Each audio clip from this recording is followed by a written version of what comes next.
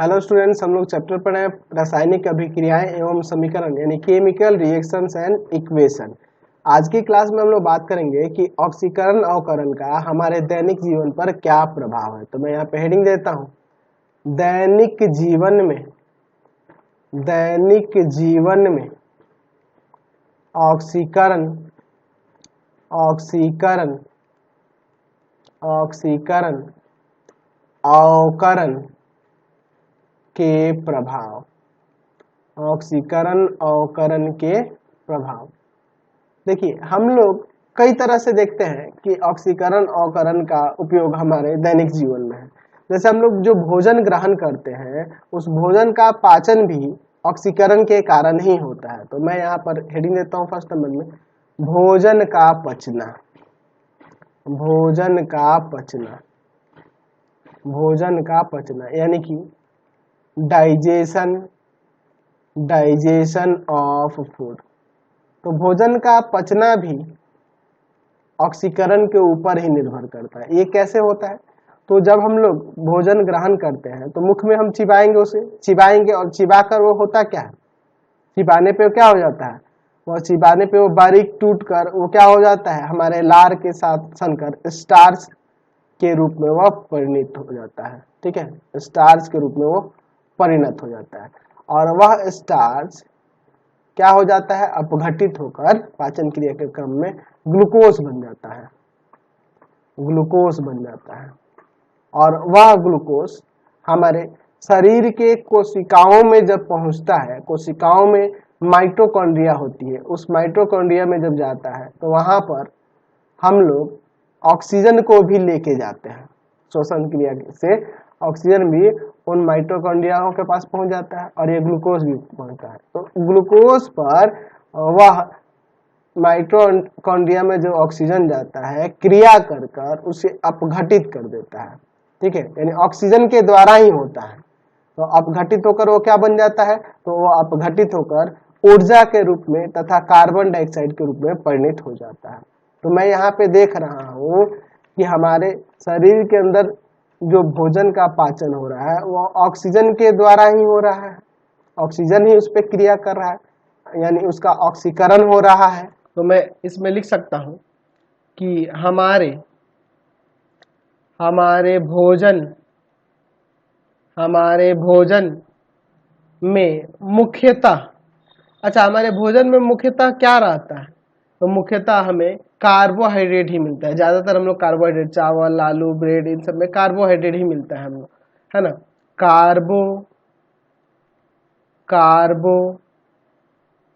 Hydrate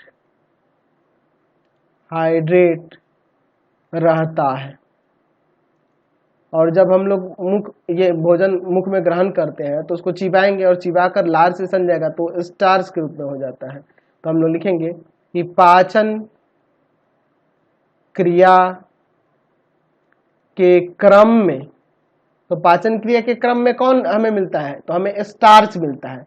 चिबाकर सनकर लार से सनकर जो आमाशय में जाएगा वो तो स्टार्च के रूप में परिणत हो जाता है। तो पाचन क्रिया के क्रम में स्टार्च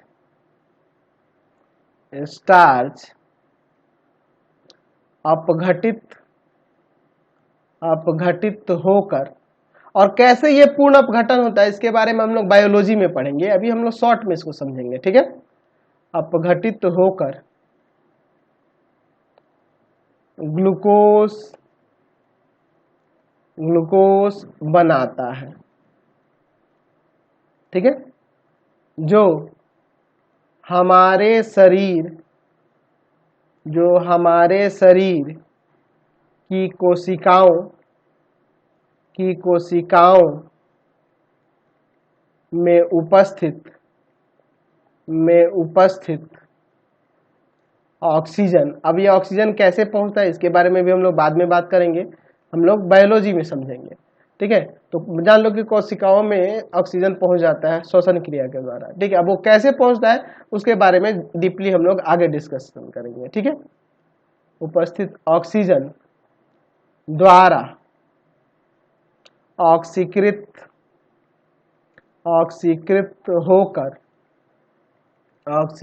होकर carbon dioxide, carbon dioxide, dioxide और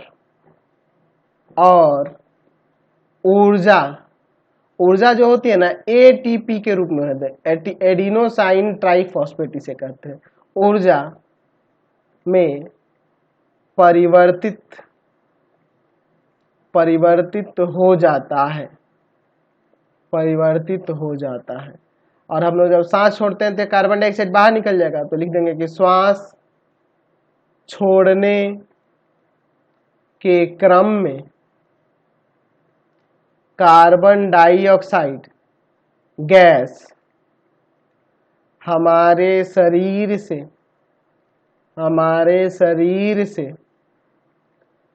बाहर निकल जाती है। अब ये कैसे कार्बन डाइऑक्साइड बाहर निकलेगा, सांस छोड़ते हैं तो कैसे वहां तक आ जाता है, हमारे फेफड़े तक कैसे पहुंचता है, इन सब के बारे में हम लोग बायोलॉजी में ही बात करेंगे। ठीक है, बाहर निकल जाती है और ऊर्जा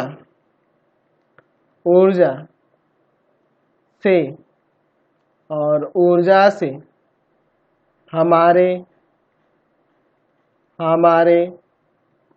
शरीर का ताप कायम रहता है। ठीक है, और इसी से ना हमें ताप कायम रहेगा तो हमें शारीरिक कार्य करने के लिए बल मिलता है। ठीक है, एवं हमें शारीरिक कार्य करने के लिए बल मिलता है। ठीक है, तो कैसे अभिक्रिया होती है तो हम लोग देख लेते हैं। यहाँ पे ग्लूकोज अभिक्रिया करता है जल के साथ, तो क्या बनाता है, कार्बन डाइऑक्साइड, साथ में जल भी बनता है और ऊर्जा बनती है। ठीक है, तो कार्बन डाइऑक्साइड शरीर से बाहर निकल जाता है सांस छोड़ने के क्रम में, जल भी हम लोग मूत्र के द्वारा निकाल देते हैं या फिर पसीना वगैरह बहने के कारण भी निकल जाता है, और ऊर्जा से हमारा सारा शारीरिक कार्य होता है। समझ गया ना, तो इसको संतुलित करने के लिए मैं यहाँ पे एक काम करता हूँ, 6 लगाऊंगा, यहाँ भी 6 लगाऊंगा और यहाँ भी 6 लगाऊंगा, संतुलित हो गया। समझ गए, चलिए अगला प्रभाव हम लोग देखते हैं, दूसरा प्रभाव देखते हैं, भोजन का दुर्गंधित होना। भोजन का दुर्गंधित होना। ठीक है, हम लोग देखते हैं कि अगर सुबह में दाल बनती है और उसको शाम तक अच्छे से नहीं रखा गया हो, फ्रिज वगैरह में नहीं रखे हो, तो बाहर रहने से क्या हो जाता है, गंध आने लगता है ना, शाम तक स्मेल आने लगती है। उसी तरह चावल में भी देखने को मिलता है। ठीक है, रोटी जल्दी नहीं खराब होती है, लेकिन चावल और दाल में आपको ये ज्यादा देखने को मिलता है। ठीक है, आप सुन देखोगे तो गंदा महकने लगता है, दुर्गंध आने लगता है ना जी। तो वह दुर्गंध आने का कारण क्या है, तो वहां भी ऑक्सीकरण ही होता है। एक्चुअल में होता क्या है कि जो भोजन होता है ना, भोजन में आपको पता है कि वसा और तेल होगा, और वह वसा और तेल क्या होता है, काफी समय तक अगर ऑक्सीजन के संपर्क में रह जाएंगे तो ऑक्सीजन के साथ वह क्रिया करके क्या कर देते हैं, उसको अप्रिय कर देते हैं, दुर्गंध आने लगता है, उसमें गंध आने लगता है, यानी कि उसको वो ऑक्सीकृत कर देते हैं। ठीक है, तो मैं यहाँ पे लिख सकता हूँ भोजन का दुर्गंधित होने में, मैं यहाँ पे लिख सकता हूँ कि भोजन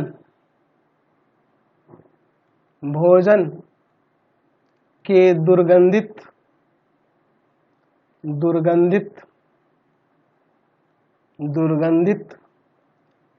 होने का कारण यह है कि भोजन में उपस्थित वसा और तेल काफी समय के पश्चात काफी समय के पश्चात वायु के ऑक्सीजन द्वारा ऑक्सीकृत हो जाते हैं,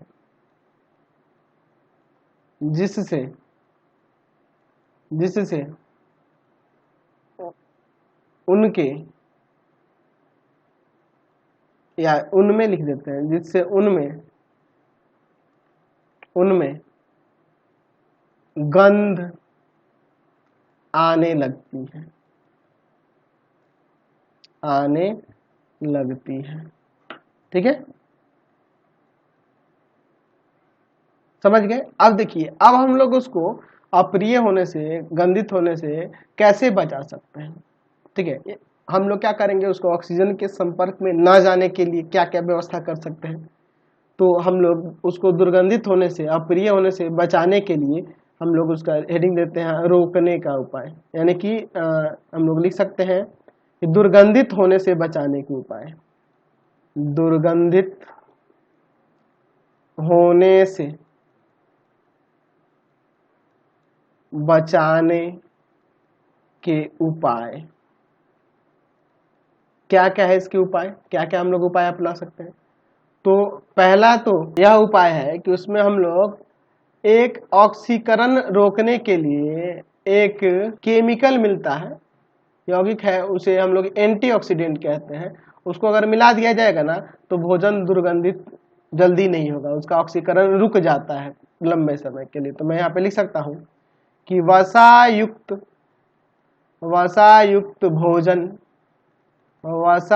भोजन में एक विशेष प्रकार का पदार्थ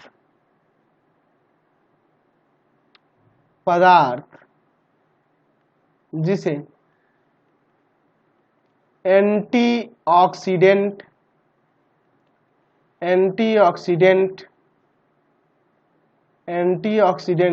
कहते हैं, मिला देने से भोजन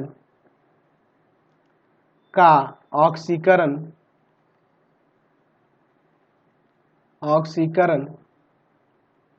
रुक जाता है।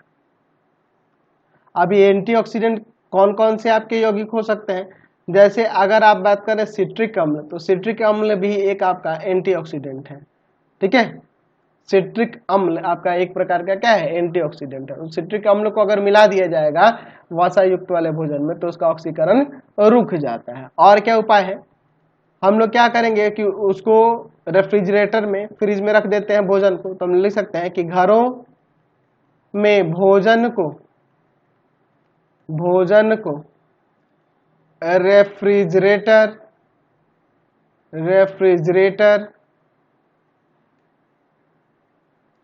में रखकर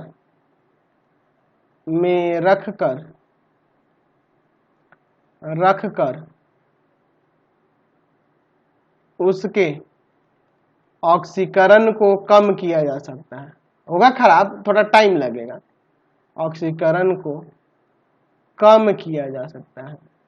और ऐसा भी तो हम लोग कर सकते हैं ना जी, कि मतलब हम लोग वहां पे ऑक्सीजन को पहुंचने ही ना दे भोजन के पास, तो उसको वायुरुद्ध बर्तन में भी रख सकते हैं। तो हम लोग लिख सकते हैं कि भोजन को वायुरुद्ध, यहाँ पे वायु नहीं पहुंचे, वायुरुद्ध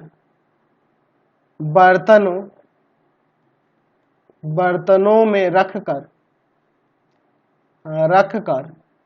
भी ऑक्सीकरण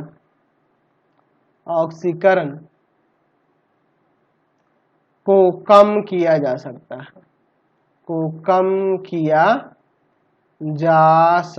है, ठीक है, समझ गए। चलिए अगला देखते हैं प्रभाव। हम लोग संक्षारण की बात करते हैं, संक्षारण, जिसे हम लोग कोरिजन कहते हैं। कोरिजन क्या होता है संक्षारण, चलिए इसको समझते हैं। हम लोग जब किसी धातु को खुले में रखते हैं, जैसे आप लोहा को ले लो, लोहा के एक टुकड़े को आप खुले वायु में रख दोगे या आप कहीं भी, अगर आप किसी कमरे में भी रखते हैं तो वायु के तो संपर्क में है ही, साथ ही साथ उसे जल के संपर्क में भी है। जलवाष्प के वायुमंडल में जलवाष्प भी है, उनके भी संपर्क में है, ऑक्सीजन के संपर्क में है। तो होता क्या है कि यह धातु इस ऑक्सीजन की उपस्थिति में क्या करेगा, ये क्रिया करके इस पर एक परत बन जाती है इस धातु के ऑक्साइड की।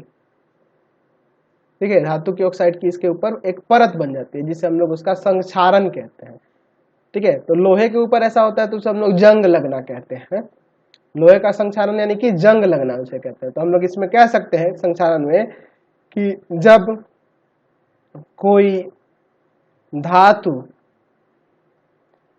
वायु के ऑक्सीजन तथा जल के साथ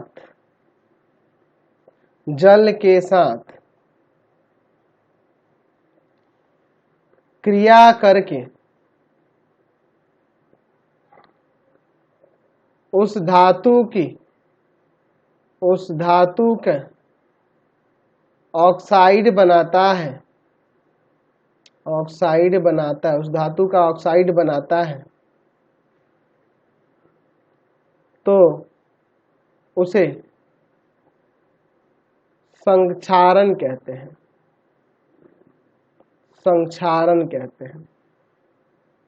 ठीक है, और जब लोहे के ऊपर संक्षारण होता है तो उसे जंग लगना कहते हैं। जैसे अगर मैं लोहा को ले लूं तो जब ये ऑक्सीजन के संपर्क में और जल के संपर्क में आएगा तो ये क्या करेगा, ये अपने धातु की ऑक्साइड, जिसे हम लोग क्या कहेंगे, हम लोग कहेंगे ferric oxide, Fe2O3 ferric oxide बना रहा है।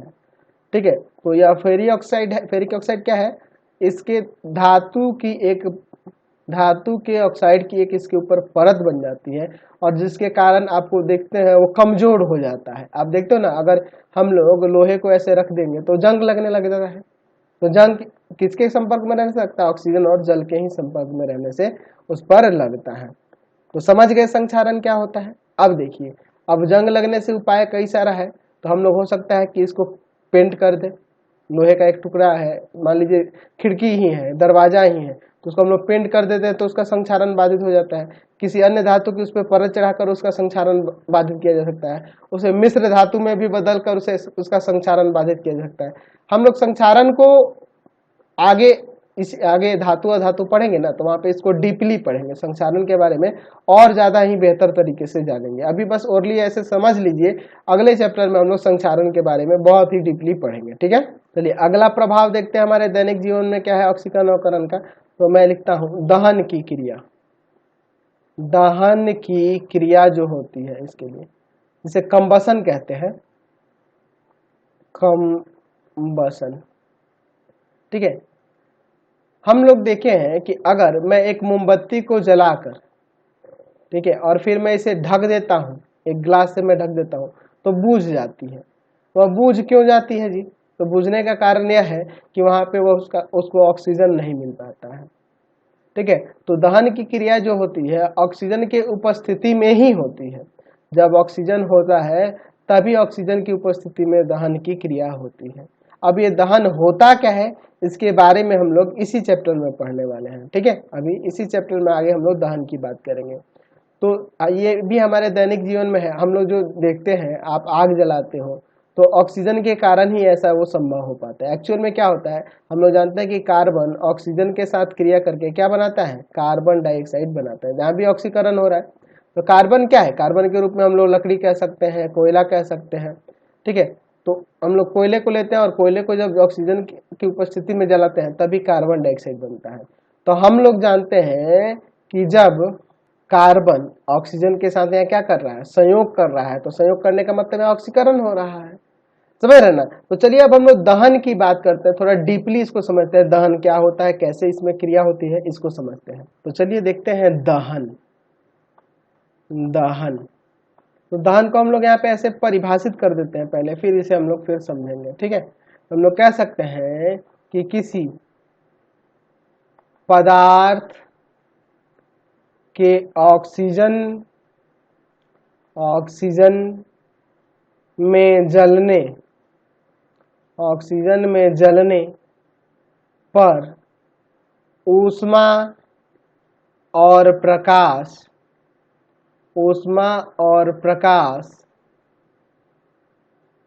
उत्पन्न होते हैं। किसी पदार्थ के ऑक्सीजन में जलने पर क्या मिलता है? तो ऊष्मा और प्रकाश उसमें हमें देखने को मिलता है। तो ऊष्मा और प्रकाश उसमें उत्पन्न होते हैं और जलने की जो क्रिया होती है, इसी क्रिया को हम लोग दहन कहते हैं। तो लिख सकते हैं यहाँ पे कि जलने की इस क्रिया को दहन कहते हैं। जलने की इस क्रिया को क्या कहते हैं? दहन कहते हैं, कंबशन कहते हैं। जैसे मैं अगर कार्बन को जलाऊंगा, ऑक्सीजन जब उपस्थित रहेगा तब, तो ये कार्बन डाइऑक्साइड बनेगा। साथ ही साथ इसमें ऊष्मा भी आपको देखने को मिलेगा और प्लस में प्रकाश भी नजर आएगा। ठीक है, ऊष्मा भी उत्पन्न होगा। आप देखते हैं कोयले को जलाओगे तो ऊष्मा निकलता है ना जी, और ऊष्मा जब निकलता है उसमें, और साथ ही साथ उसमें प्रकाश भी निकलता है। तो ध्यान रखना है कि कोई पदार्थ जब ऑक्सीजन में जलता है, ऑक्सीजन की उपस्थिति में जलता है, तो उसमें ऊष्मा और प्रकाश भी उत्पन्न होता है। तो ये जो जलने की जो क्रिया हो रही है, इसी को हम लोग क्या कहते हैं? दहन कहते हैं, कंबशन कहते हैं। ठीक है, तो जो पदार्थ जलते हैं उनको दहनशील पदार्थ कहते हैं। तो हम लोग लिख सकते हैं कि दहन में जो पदार्थ जलता है उसे दहनशील या ज्वलनशील भी कह सकते हैं, या ज्वलनशील पदार्थ कहते हैं। तो जैसे आपका कोयला हो गया, लकड़ी हो गया, ये सब दहनशील पदार्थ है। एलपीजी हो गया, ये सब दहनशील पदार्थ है। अच्छा, अदहनशील पदार्थ क्या होंगे? जो नहीं जलेंगे। हम लिखेंगे कि जो पदार्थ नहीं जलते हैं उसे अदहनशील या अज्वलनशील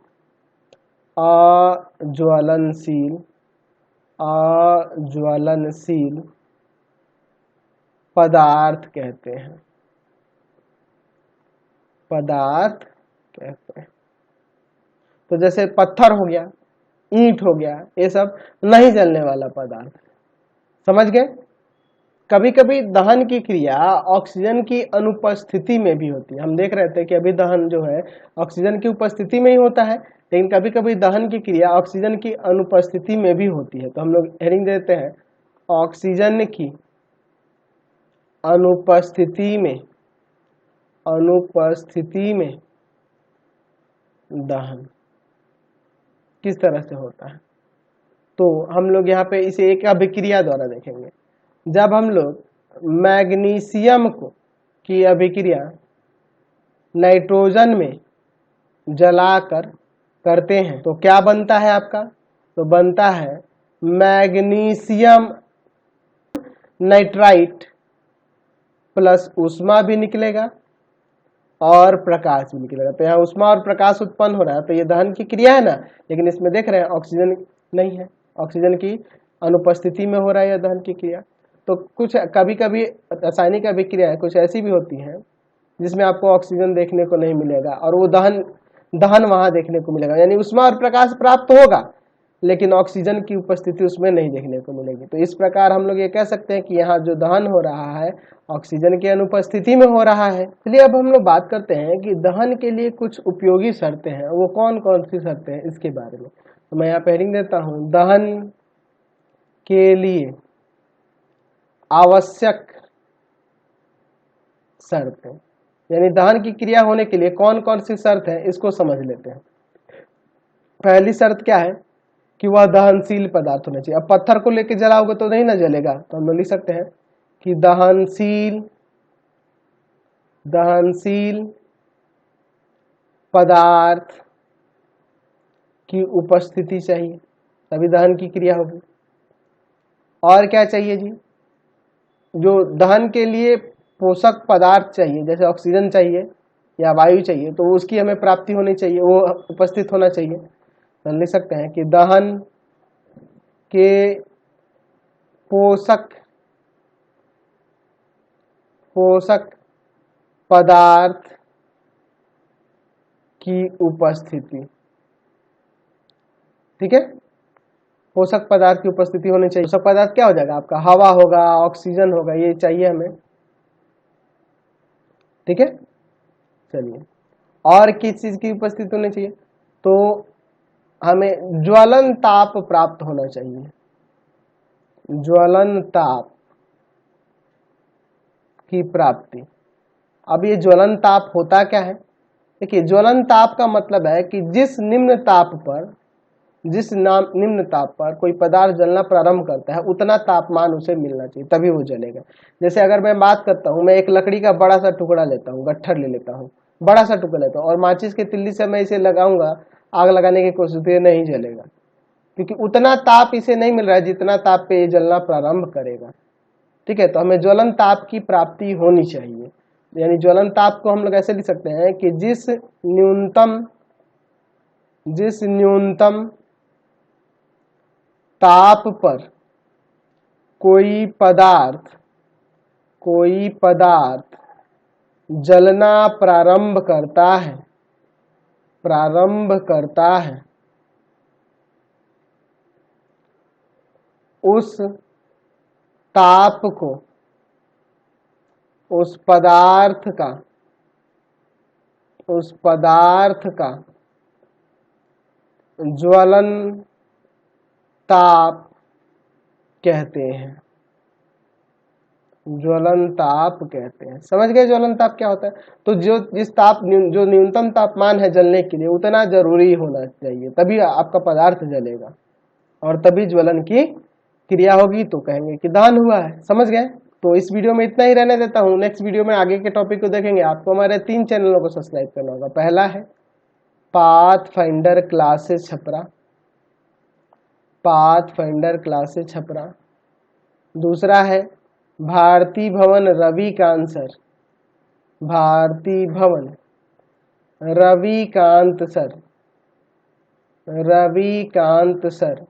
और तीसरा चैनल है रविकांत सर के नाम से। तीनों को सब्सक्राइब कर लेंगे और इससे रिलेटेड वीडियो के लिए सीधे डिस्क्रिप्शन में जाएंगे और इससे रिलेटेड नोट्स के लिए गूगल पे जाकर सर्च करेंगे www.ravikantsir.in, और यहाँ पर जाकर आप सभी क्लासेस के नोट्स और उनके PDF को डाउनलोड कर सकते हैं और पढ़ भी सकते हैं। इंस्टाग्राम और फेसबुक पे जाके पाथफाइंडर क्लासेस छपरा को लाइक एंड फॉलो करना नहीं भूलेंगे।